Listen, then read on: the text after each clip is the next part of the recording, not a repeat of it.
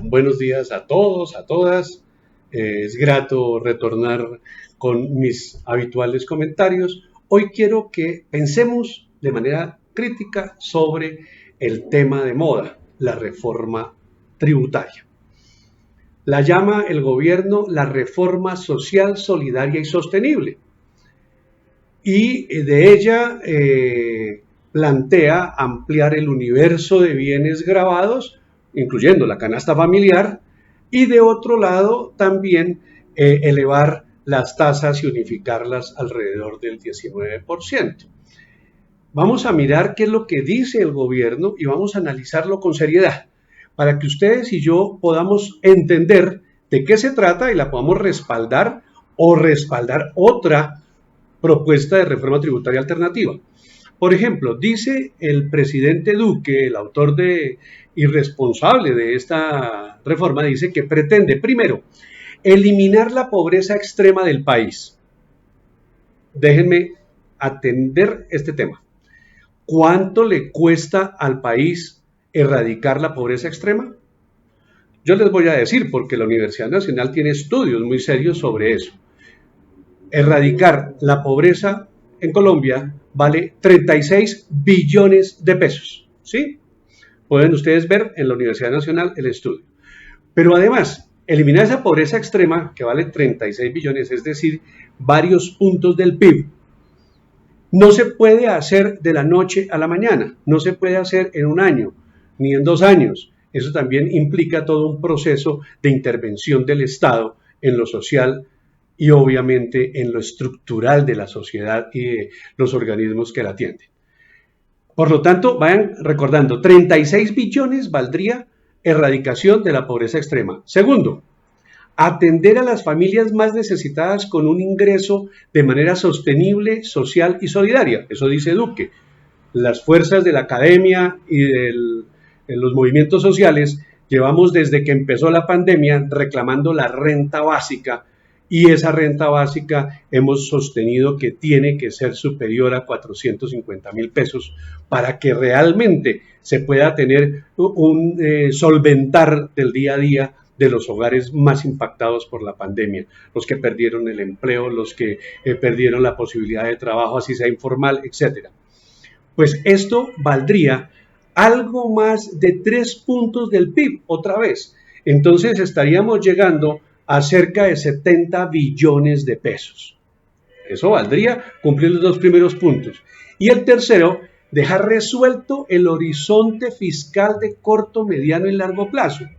Es decir, que deberíamos tener cómo cumplir la deuda externa que se disparó durante este periodo, que deberíamos cumplir con el funcionamiento de la educación, la justicia, las fuerzas militares, todo lo que atiende el sector de lo público en el corto plazo, que en este caso sería de 1 a 5 años, el mediano de 5 a 10 y el largo plazo más de para allá.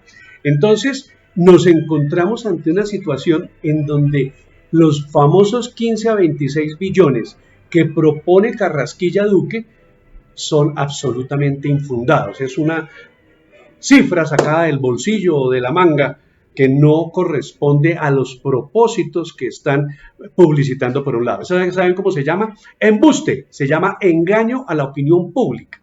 Pero ahora bien, ¿de dónde saldrían los recursos? Porque ya sabemos cuánto nos costaría cumplir esos 3 puntos objetivos que dice Duque en su reforma. Ahora bien, ¿de dónde saldrían? Van a salir de ampliar la base gravable, de elevar el IVA, de ponerle IVA a la canasta familiar. Pues les quiero contar una cosa.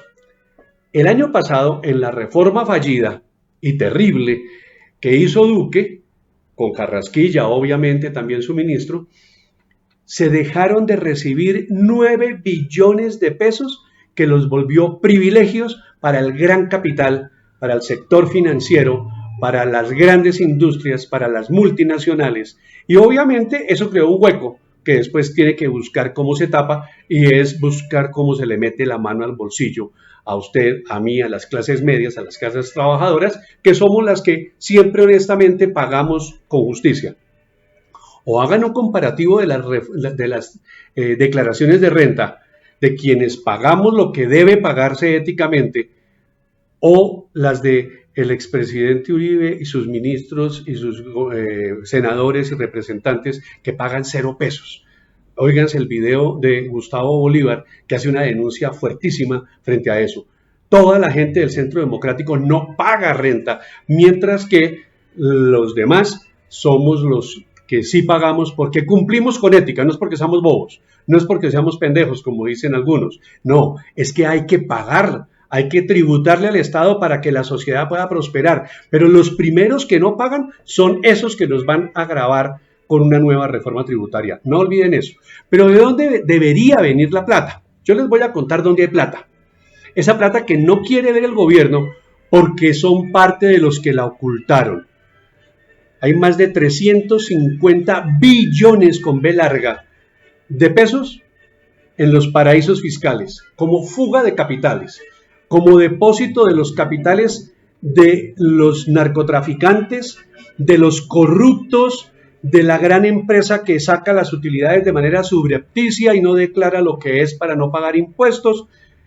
Eso da más de 350 billones de pesos en Panamá, en Islas Caimán, en Estados Unidos, en Suiza, etcétera, y no pagan un peso de impuesto aquí. Pues queremos recaudar rápidamente dineros para poder resolver todos estos problemas, eliminar la pobreza absoluta, eliminar la pobreza generalizada.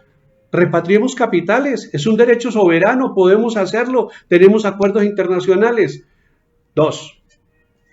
¿Dónde está la plata, tanto la del narcotráfico, como la de la minería ilegal, como la de las utilidades escondidas aquí en el país?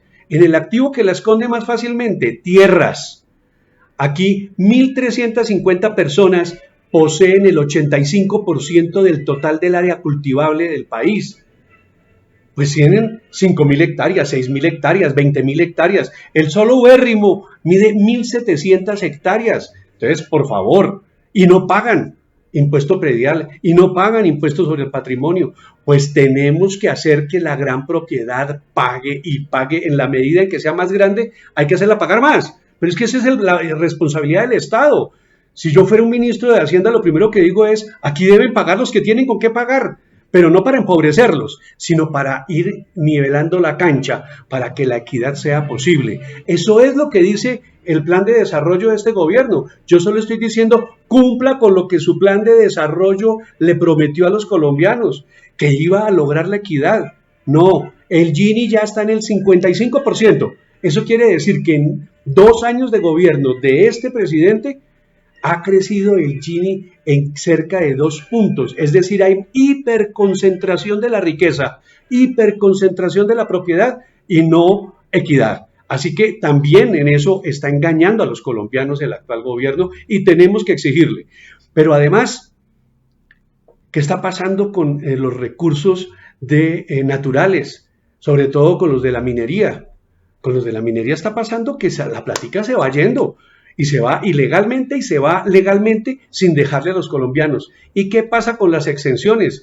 Leía hoy un artículo del ex candidato a la presidencia, Germán Vargas Lleras, en donde sin descaro, sin ponerse colorado, decía, ¿cómo van a hacer una reforma tributaria? No hay que hacerle conejo a los que legalizaron patrimonio con la reforma pasada. Óigase, legalizaron patrimonio, es decir, él está confirmando lo que yo acabo de decirles. Hay una enorme cantidad de bienes inmuebles, de tierras en los llanos, de tierras en el Putumayo, Aragua, Guaviare, Caquetá, etcétera, que son refugio de capitales ilícitos, de todos los delincuentes de todos los colores, del Ñeñe, de todos. Tenemos ahí grandes cantidades que no están pagándole a la nación para ayudar a su desarrollo.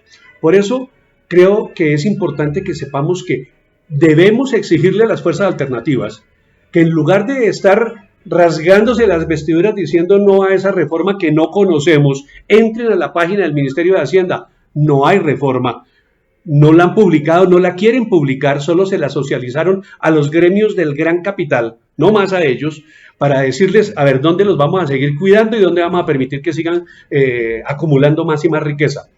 Pero a la academia no se la dejaron. Ayer veíamos cómo el Tanque de Pensamiento de la Universidad Javeriana o la del Rosario, la de los Andes, la Nacional, no han podido conocer el texto total de la reforma tributaria por una razón elemental. Hay secretismo de Estado. Algo así como yo hago lo que se me antoje con el país porque es mi finca grande y ustedes colombianos ni siquiera se atrevan a movilizarse diciendo que no a la IVA en la canasta familiar. Y como ya hubo un clamor en las redes sociales, lamentablemente no en las calles, que tenemos que lograr hacerlo, pues ya el presidente está diciendo, no, yo no quiero que graben la canasta, pero ojo, esa es la filosofía del látigo y la zanahoria, en donde él dice no a la canasta, pero sí al resto de bienes de la canasta para las clases medias, para ponernos a conseguir esos 26 o 15 o no sé cuántos billones que quieren conseguir. Pero ¿saben ustedes cuánto le cuesta los privilegios que ya tienen las grandes empresas y los grandes capitales? Más de 9 billones de pesos.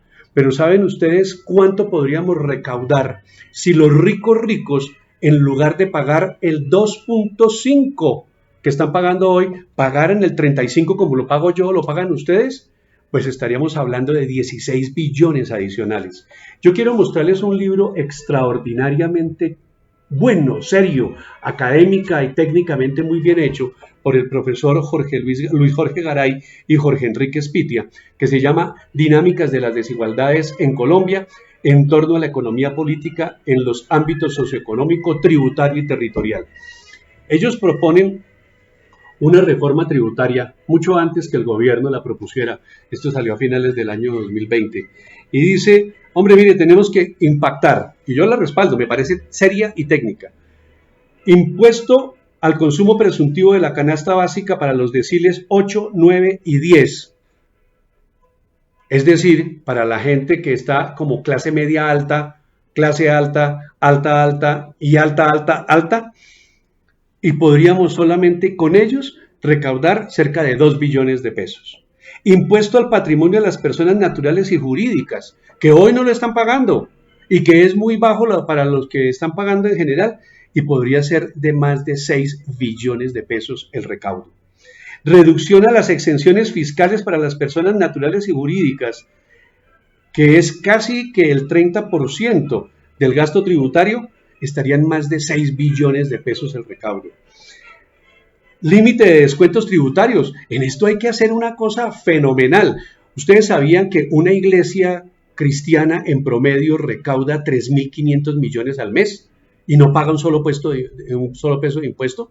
Pues a las iglesias hay que hacerlas pagar y a las fundaciones hay que hacerlas pagar. Aquí no puede haber colombianos de primera y segunda categoría. Si el que gana 2,5 millones tiene que pagar impuesto, el que gane 2,5 millones no importa por qué condición también debe pagarlo. Eso se llama igualdad ante la ley. Es elemental, es democracia tributaria. Pero además, impuestos a los dividendos. Podríamos recaudar entre 2 y 3 billones de pesos. Aquí no se paga por los dividendos. Entonces, el ingreso del que tiene inversiones, ese está blindado, no tiene que pagar. Pero el ingreso salarial sí tiene que pagar. ¿Les parece justo? Entonces, el señor Luis Carlos Sarmiento, por dividendo, recibe 3 billones de pesos y no paga un peso de impuestos. Pero si usted o yo recibimos 2,5 millones de salario, tenemos que pagar impuesto. Eso es tratar desigual a los colombianos. No podemos permitirlo. Pero además, impuesto a las remesas. Colombia está recibiendo una enorme cantidad de dólares mensuales de los residentes en el exterior y no están pagando impuestos suficientes. Y ahí puede recaudarse alrededor de 1 billón de pesos adicionales. Impuesto a las herencias y sucesiones. Hombre, si la herencia es una lotería, eso no fue lo que trabajamos. Cuando a nosotros nos llega una herencia, debiéramos pagar por esa herencia un impuesto también. Y eso nos permitiría recaudar alrededor de 2 billones de pesos. Con eso, que es una propuesta que está aquí perfectamente estructurada y muy bien argumentada por el profesor Garay y el profesor Spitia, seguramente tendríamos mayor equidad. Y de eso se trata, mayor equidad. Exijámosle a los partidos alternativos que hagan una contrapropuesta de reforma tributaria seria y que la presenten, la radiquen en el Congreso y tengan al equipo científico técnico para defenderla. No se trata de decirle no a la reforma, se trata de decir qué tipo de reforma. Reforma tributaria sí, pero no así como está la anterior y la que viene del gobierno Duque. Buen día, nos vemos en la próxima charla con más temas de interés.